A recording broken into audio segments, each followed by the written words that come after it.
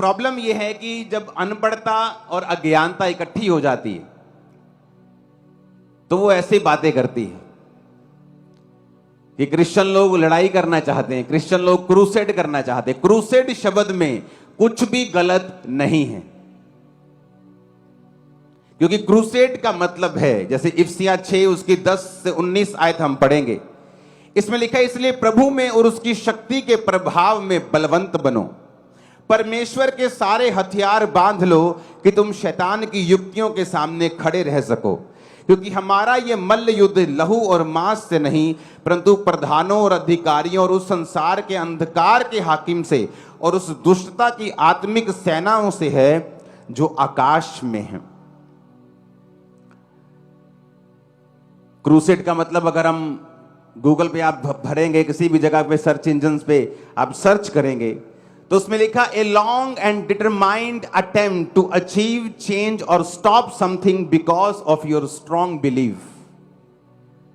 कहता है एक ऐसी अटेम्प्ट को क्या बोलते हैं हिंदी में?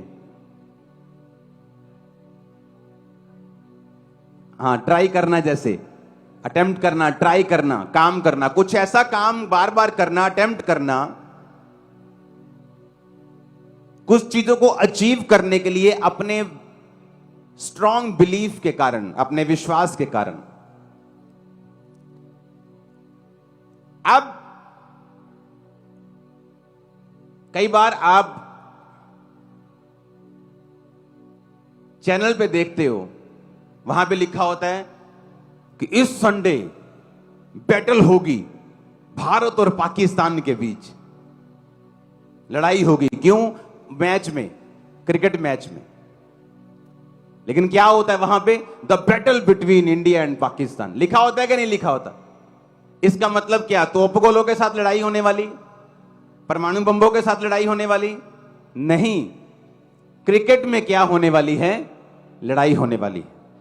और अगर कोई अनपढ़ बंदा टीवी देख रहा हो उस समय बोले, कमेंट्री सुन के कि वो कह रहे जी भारत पाकिस्तान में लड़ाई होने वाली है जी, चलो चलो तैयारियां कर लो, चक लो चक लो चक लो, सारे तलवारें चक लो। अरे बेवकूफ, वो लड़ाई भारत और पाकिस्तान की क्रिकेट में होने वाली है। अब यह समझने की जरूरत है कि जो बाइबल लड़ाई की बात कर रही है वो किससे कर रही है? उसने कहा प्रभु के सारे हथियार बांध लो। इसमें तलवारों की बात नहीं हो रही। कहता क्योंकि हमारा मल्ल युद्ध लहू और मांस से नहीं है। अगर लहू और मांस से युद्ध ही नहीं है तो फिर प्रॉब्लम किस चीज की है? अब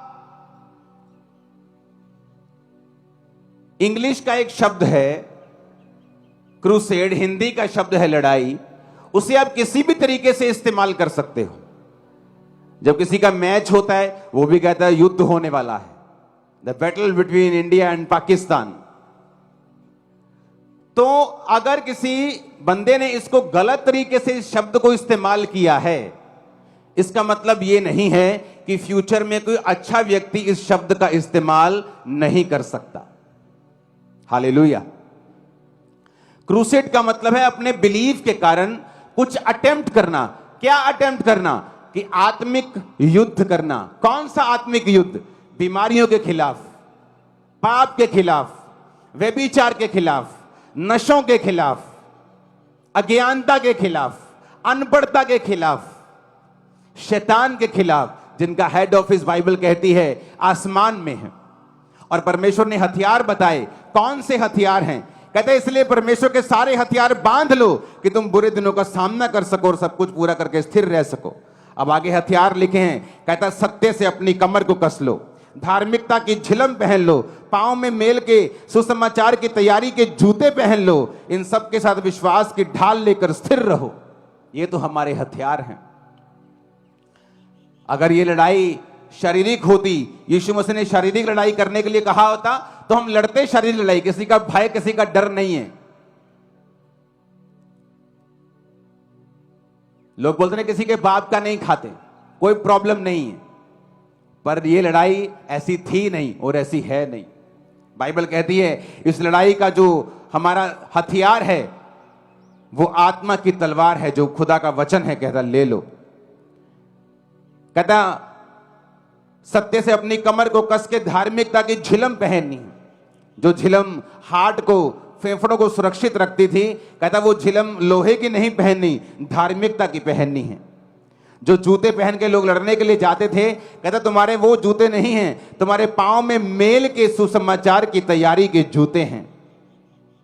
जो ढाल लोग लेके जाते थे बचने के लिए, कहता वो लकड़ी की, वो लोहे की ढाल, पीतल की नहीं है, कहता वो विश्वास की ढाल है जिसे लेकर तुमको स्थिर रहना है।